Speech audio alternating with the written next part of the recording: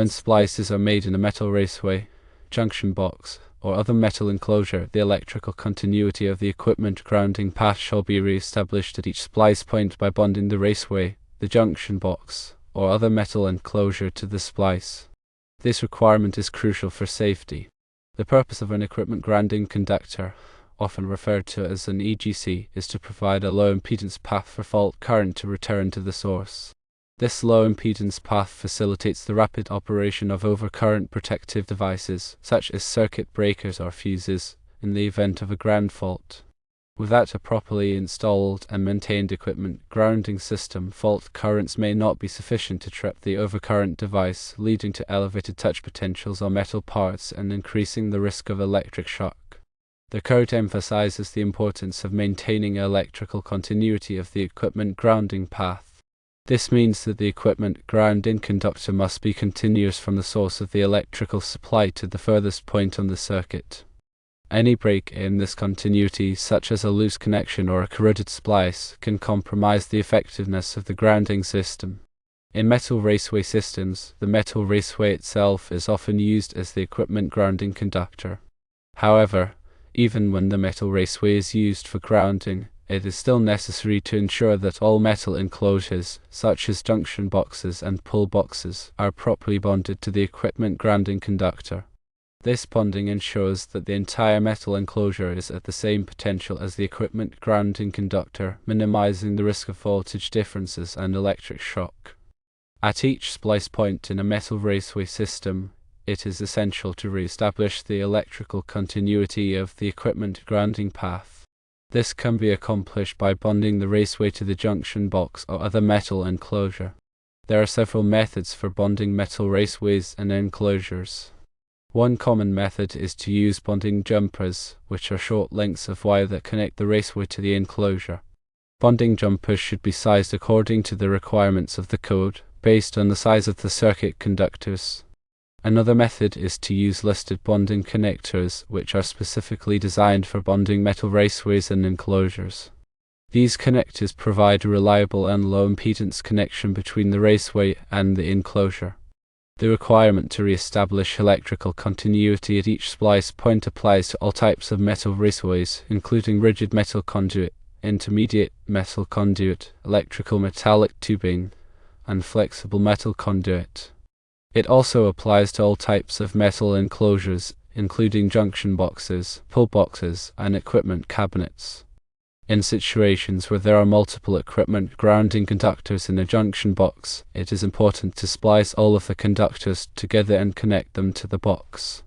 This ensures that all of the equipment grounding conductors are effectively bonded to the metal enclosure. The code does not provide specific requirements for how to splice equipment grounding conductors in a junction box. However, the splices must be made in a manner that results in a permanent and continuous connection. Common methods for splicing equipment grounding conductors include using wire connectors, such as wire nuts or crimp connectors, or using a grounding bus bar. When using wire connectors, it is important to select connectors that are listed for use with grounding conductors and that are properly sized for the conductors being spliced. The connectors should be installed according to the manufacturer's instructions. When using a grounding bus bar, the equipment grounding conductor should be securely connected to the bus by using listed connectors.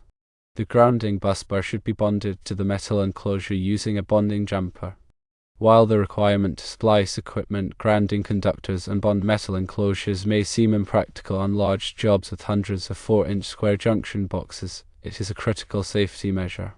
By ensuring that the equipment grounding path is continuous and that all metal enclosures are properly bonded, the risk of electric shock can be significantly reduced. The code addresses the practical concerns of large jobs by allowing for flexibility in the methods used to achieve compliance. The key is to ensure that the electrical continuity of the equipment grounding path is maintained at each splice point. This can be accomplished by using appropriate bonding methods and by carefully installing and inspecting all grounding connections. In addition to the general requirements for equipment grounding, there are also specific requirements for grounding certain types of equipment.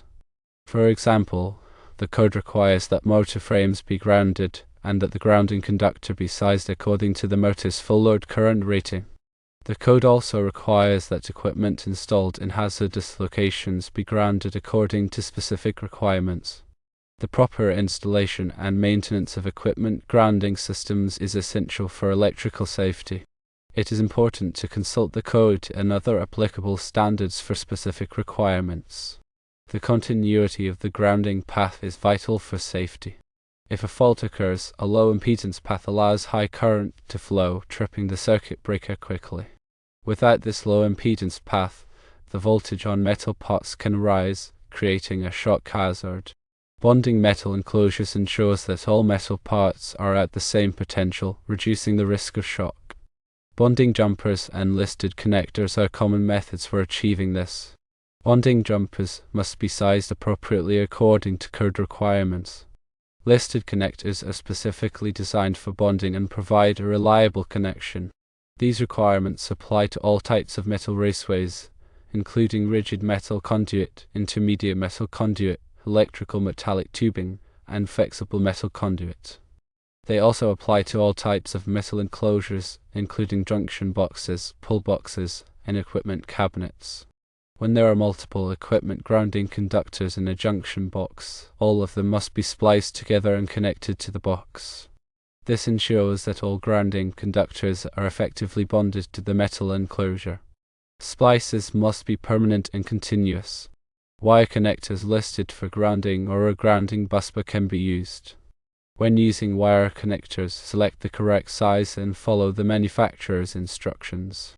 When using a grounding busbar, securely connect the grounding conductors and bond the busbar to the metal enclosure. On large jobs, these requirements may seem impractical, but they are essential for safety. Flexibility in methods is allowed, but maintaining continuity is key. The code provides specific requirements for grounding certain types of equipment, such as motor frames and equipment in hazardous locations. Always consult the code and applicable standards for specific requirements. Proper grounding ensures that overcurrent protective devices operate quickly in the event of a fault, minimizing the risk of electric shock. Maintaining a continuous, low-impedance ground fault path is critical for electrical safety. The equipment grounding conductor, or EC, is the cornerstone of a safe electrical system. It provides a reliable path for fault current to return to the source, ensuring that overcurrent protective devices like circuit breakers and fuses operate promptly. This swift action is crucial to prevent dangerous voltage levels from appearing on metal equipment, which could lead to electric shock. Continuity of the grounding path is paramount. Any interruption, whether due to a loose connection, corrosion, or improper installation, can severely compromise the effectiveness of the grounding system. Regularly inspect and maintain all grounding connections to ensure their integrity. Metal raceways, such as rigid metal conduit or electrical metallic tubing, often serve as the equipment grounding conductor. However, even when using metal raceways for grounding, it is essential to bond all metal enclosures, like junction boxes and pull boxes, to the grounding system. This bonding ensures that all metal parts are at the same electrical potential, minimizing the risk of voltage differences and electric shock. At every splice point within a metal raceway system, the electrical continuity of the equipment grounding path must be re-established. This typically involves bonding the raceway to the junction box or other metal enclosure. This bonding process creates a continuous, low-impedance path for fault current to flow back to the source. Several methods are available for bonding metal raceways and enclosures. Bonding jumpers, short links of wire that connect the raceway to the enclosure, are a common choice. The size of the bonding jumper should be selected based on the size of the circuit conductors, as specified in the code. Listed bonding connectors are another option. These connectors are specifically designed for bonding metal raceways and enclosures and provide a reliable, low-impedance connection. The requirement to re-establish electrical continuity at each splice point applies to all types of metal raceways, including rigid metal conduit, intermediate metal conduit, electrical metallic tubing, and flexible metal conduit. It also extends to all metal enclosures, such as junction boxes, pull boxes, and equipment cabinets. In situations where multiple equipment grounding conductors are present in a junction box, it is crucial to splice all of the conductors together and connect them to the box. This ensures that all equipment grounding conductors are effectively bonded to the metal enclosure, providing a robust grounding system.